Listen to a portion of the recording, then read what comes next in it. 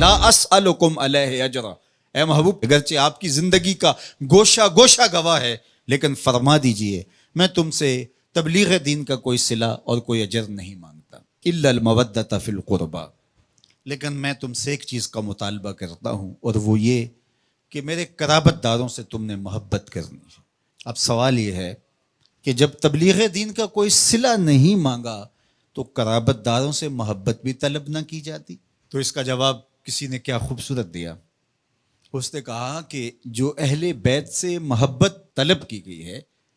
یہ نبی کی، یہ اہل بیت نبوت کی ضرورت نہیں تھی، یہ بھی امت کی ضرورت تھی، اس لیے کہ اگر وہ اہل بیت سے محبت کر لیتے ہیں تو ان کے دین کی حفاظت ہوتی ہے۔ اور ارشاد فرمایا احب اللہ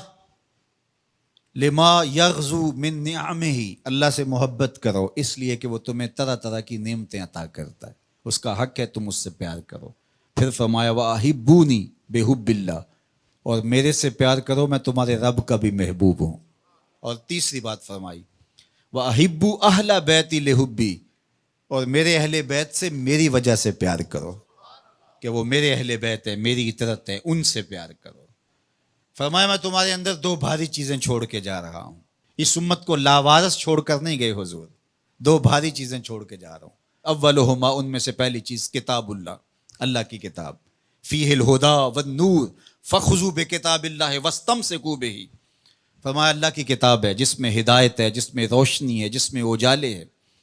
تمہاری زندگی کو اجال دے گی یہ کتاب، اس کو مضبوطی سے پکڑ لو، چھوڑنا نہیں۔ ابھارا، اس پہ ترغیب دی۔ پھر فرمایا وَأَهْلُ بَيْتِي، اور میرے اہل بیت، اور تین مرتبہ فرمایا اذکرکم اللہ فی اہل بیتی، اذکرکم اللہ فی اہل بیتی، اذکرکم اللہ فی اہل بیتی۔ صحیح مسلم کی روایت ہے، میں اپنے اہل بیت کے حوالے سے تمہیں اللہ سے ڈراتا ہوں، میرے اہل بیت کے معاملے میں کوتاہی کا ارتکاب نہ کرنا۔ اچھا میں آپ سے پوچھتا ہوں، جب قرآن مجید موجود ہے تو پھر کیا ضرورت تھی اہل بیت کے دامن کو تھامنے کی، تلقین کرنے کی؟ ایک سوال کھڑا ہوتا ہے، کیا کتاب ہماری ضرورتوں کی کفیل نہیں، ہمارے دکھوں کا مداوا نہیں، ہمارے درد کا درماں اور ہمارے امراض کا علاج نہیں؟ جب قرآن اتنا کافی ہے، اتنا وافی ہے، ضرورتوں کا اتنا کفیل ہے، تو پھر اہل بیت کے دامن کو تھامنے کی تلقین کیوں کی گئی؟ تو اس کا جواب یہ ہے، ایک ہوتا ہے علم، ایک ہوتی ہے اس کی عملی مشق، ایک ہوتی ہے تھیوری، ایک ہوتا ہے اس کا پریکٹیکل۔ اگر اسلام کی تھیوری دیکھنی ہے تو قرآن موجود ہے، اگر پریکٹیکل دیکھنا ہے تو کربلا کے تپتے ہوئے ریگزار میں حسین ابن علی کا کردار موجود ہے۔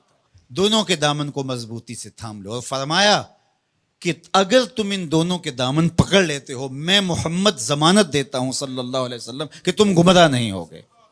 یار میرے حضور نے تو ضمانت دی کہ ان کو تھام لو تو تم گمراہ نہیں ہوگے، ہم 73 گروہوں میں بٹ گئے، فرقہ فرقہ ہو گئے، میرے حضور نے تو ضمانت دی تھی کہ تم تھام لو گے تو گمراہ نہیں ہوگے، ہم گمراہ کیسے ہو گئے؟ تو صاحب گمراہ اس لیے ہوئے، کسی نے قرآن کو چھوڑ دیا، کسی نے اہل بیت نبوت کے دامن کو چھوڑ دیا، کسی نے قرآن ہاتھ میں اٹھا کر کے دہائی دی یہ قرآن ہے، اور اہل بیت کا نام اس کی طبیعت میں پیچ و تاب پیدا کرتا رہا، اور کسی نے اہل بیت کے نام کی دہائی دی لیکن قرآن کو ترک کر دیا۔ تمہیں مبارک ہو، تمہارے ایک ہاتھ میں قرآن ہے، ایک ہاتھ میں اہل بیت نبوت کا دامن ہے، دونوں کے دامن کو تھام لو گے تو تم کامیاب اور بامراد ہوں گے۔ اور کہا یہ دونوں الگ بھی کبھی نہیں ہوں گے، تم دیکھ لو گے قرآن سینے کے اندر ہوگا، حسین سینے کے اوپر ہوگا، تم دیکھ لو گے کہ حسین کا سر نوکے نیزہ پہ ہوگا، قرآن وہاں بھی حسین سے جڑا ہوا دکھائی دے گا۔